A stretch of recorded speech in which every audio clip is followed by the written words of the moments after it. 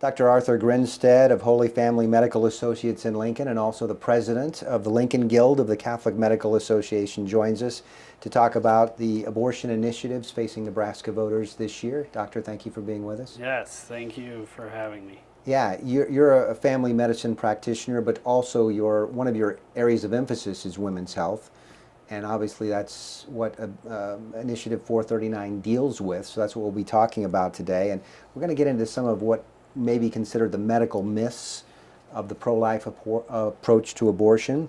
And the first one I want to begin with is the myth that we don't really know when life begins. Yes, and like so many of these arguments, it's just rooted in miswording of true facts. And any physician who's been to medical school went through embryology, and so they know, and we know for quite some time now, when life begins. And it begins at conception. And it's easily refutable, and you can't, any of my colleagues who I've had this debate with, they can't literally debate me and say, oh no it doesn't, because yeah, well, we know it does.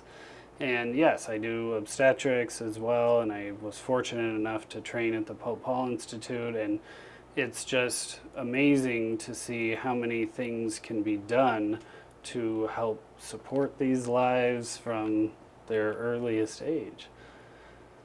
So it's just all about trying to dispel those myths and educate patients as well, because many of them have spent their whole lives being told these same things from other doctors, and like, oh, it's okay, it's not really a new life, but it is. So I try and educate my patients and help guide them, down the path of truth. Some of the language talks about viability, and another myth might be that a baby isn't viable unless it requires absolutely no medical attention after birth. And that's, again, we use these words and they twist them in a way where it's, well, what does that mean, viability? My 1-year-old daughter isn't technically viable. If I leave her on her own with nothing, she's not going to survive. And you can make the same argument for somebody who got in a car accident and has to be intubated for a short time. Well, they're not viable. And so when you start using language like that, it becomes such a slippery slope as far as, well, what do you mean? What do you consider viable? And as far as it relates to the infant growing in the womb, yes, it's depending on their stage. Some might survive longer outside the womb than not, but all of them, whether they're 40 weeks or 20, are going to require some intervention after delivery by the parents, by a provider.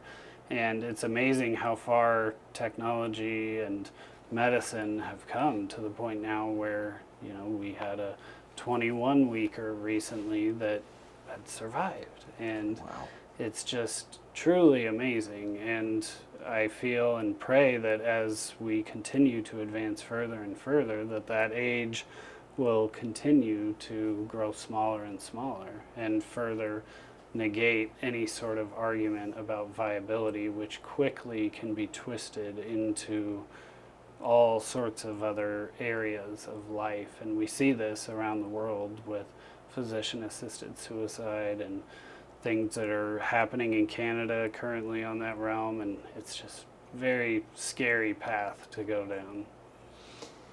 There's also talk about the healthcare provider helping the woman make a decision about the abortion. So one of the myths is the healthcare provider means doctor. Yes, and again, another use of language cleverly worded to try and, disinform and get patients thinking down another path. I also am fortunate enough to be registered with the Abortion Pill Reversal Network, and so I've worked with some of these women who come straight from Planned Parenthood, and I always ask them about their experience there, and they never let them see the ultrasound or hear the heartbeat. They're very, just pushy, like, all right, do it, just take it, don't, you need this, it's for you and your freedom and everything. And when I asked them, how long did you actually speak with a medical provider? I'm like, well, not very long at all. And did they give you informed consent? Did they talk about the risks of this treatment path that you're going down and the risks that are associated long term with an abortion? Not just physical health and risks, but the severe long term mental health risks. No, they didn't mention any of that. And so these healthcare providers are not doing what healthcare providers are supposed to do, providing informed consent where you actually tell the patient all the risks, all the benefits, alternatives, and what each path may entail, not just in the short term, but in the long term. Another myth deals with having reasonable health and safety measures in place for abortions, limiting abortions, and the talk is that will limit the treatment that the woman would receive for a miscarriage. Why is that a myth? Because they're just two completely polar opposite things. In a miscarriage, which happens, sadly, but when they happen, there's been a loss of life already. And so we help the woman to get through this. It's quite different to an abortion where you have a viable, healthy pregnancy with nothing going wrong, and now you're, for all intents and purposes, declaring yourself God, and you're going to end that. And so it figures that there are many more complications in that realm than there are with, a miscarriage that usually passes naturally. And if it doesn't, then yes, we use some medications at times to help and decrease the risk of complications if the miscarriage doesn't happen naturally on its own. But in no way does any law regarding abortion affect management of miscarriages. And same question with ectopic pregnancies. Is there any relationship between the right to an abortion and the treatment of a woman who's experiencing an ectopic pregnancy? No, and as far as I know, I still have not seen any sort of legislation that would impact how ectopic pregnancies are managed. And it is worth noting that an ectopic pregnancy where you still have a heartbeat and a healthy baby are exceptionally rare. I've never seen one, and the OBGYN I trained with, he'd been practicing 40 years and he'd never seen one. And so a situation where we have an ectopic with a living, healthy baby is extraordinary, very, very rare. And there have been, attempts at trying to implant that baby in the uterus. Sadly, none of them have ever succeeded. But if that is the case, then we know that can't continue to term, as it would take the life of the mother, and there's no anything that would put a doctor at fault or a patient at fault if that were the case. Another claim, abortions are needed to save a woman's life. And it's funny, that term gets thrown around all the time, and it's like, okay, we got to do this to save the mom's life. Again, I've never had that case. The doc I trained with 40 years never had that case. They do happen, but they're exceedingly rare. And actually, I was at the Catholic Medical Association conference recently, and a maternal fetal medicine specialist gave a talk about this exact thing and just how rare it is. And in those cases, they still, again, the technology and advancements in medicine every day are coming further and further, and she and her team have been able to, in any of those cases, figure out a way to keep both alive. Because so often in medicine, especially obstetrics, we will see something on an ultrasound or something is going on and we feel that we got to do something. This baby's just not going to make it, or they're not going to be okay, And I even had a case of that recently where the first trimester ultrasound was very concerning for a neurologic tube defect. And we continued to pray about it, follow the pregnancy, optimize progesterone, and do other things. And long story short, had she been in a more secular environment, they would have, it's the standard of care at that point to talk to the woman about an abortion. But we didn't do that, and that baby delivered, and I still take care of them and perfectly healthy and fine. And so we don't know everything. We may see something on an ultrasound or a lab or whatever, and it could be concerning, and we'll keep a close eye on it, and we do everything to protect both patients, because that's the thing, is remembering that there's two patients. And the cases where we would put mom's life in jeopardy, they don't really ever happen. They like to get talked about a lot, but I would challenge them to find me those cases and, okay, let's see what really happened there. What about the claim that chemical abortions are safe for women? And again, let's go back to the healthcare providers and informed consent. When they tell them, oh, these are safe, these are fine, they don't provide informed consent. They don't tell them about the risks associated with the chemical abortion itself, physically, the immediate aftermath, and then again, the long-term aftermath on physical health, mental health, and it's just something that just kind of gets swept under the rug as they just try and pressure and coerce the patient into getting rid of the pregnancy and using all of these lines and things to help try to make them feel better, but they don't. And all the research shows these long-term mental health effects, but also the serious physical effects on women who have had chemical abortions, and their cycles afterwards, their fertility long-term is impaired, many things that just don't get explained to them at all when they're going through that. We also hear that abortions are safer than childbirth.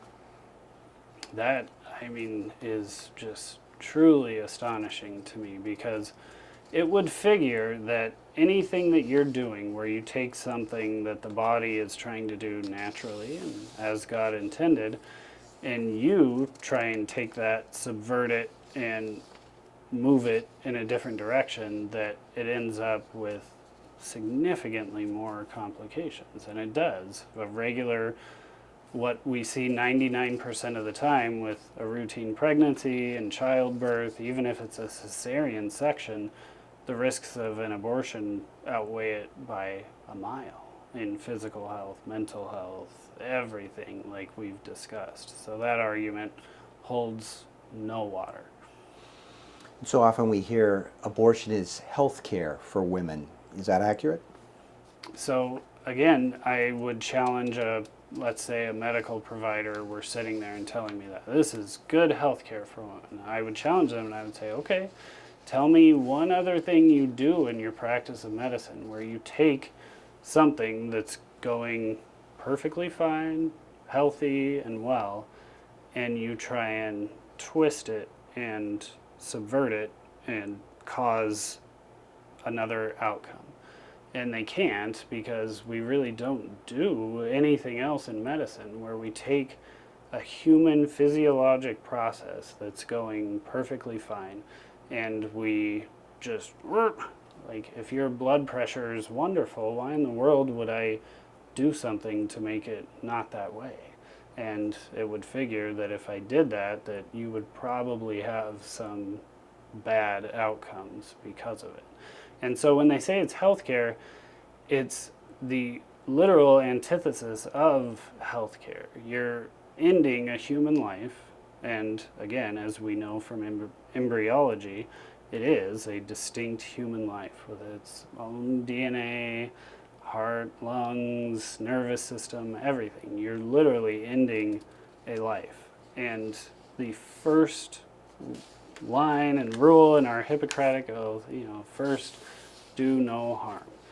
And I feel like when they say that, oh, it's healthcare. No, it's literally the complete opposite of anything that relates to healthcare. Healthcare is building up the patient, helping them on their process of healing and health and preventative health and all of these good things. And this is the complete opposite. It's ending of life. It's causing problems. It's causing long-term problems.